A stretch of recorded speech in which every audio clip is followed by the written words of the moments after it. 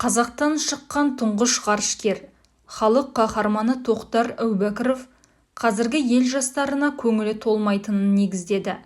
Журналист Аман Тасығанның Talk Like жобасында қонақта болған қайраткер өзін қуантатын және өкіндіретін жайттармен бөлісті. Мұнымен қоса, Тоқтар Әубәкіров кімдерді еркек деп айтуға болмайтынын, қыздарды не үшін батыр санайтыны жайында да ашып айтты. Тоқтар ағамыз қазіргі жастардан үлгі тұтарлық ер азамат қалмағанын да айтады.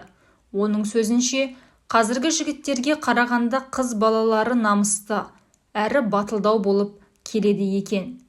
Мен көп жастармен кездесемін. Мені мектептегі тазалық қуантады. 10 жыл бұрын ондай емес еді. Елдің мінезі де басқаша болған.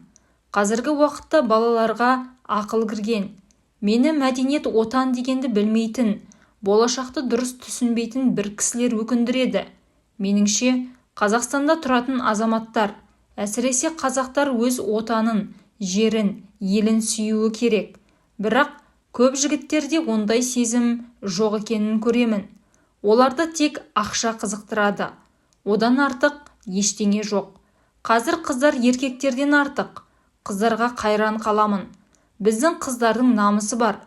Қазақ үшін өлуге дайын көп қыздар бар. Соған қатты қуанамын.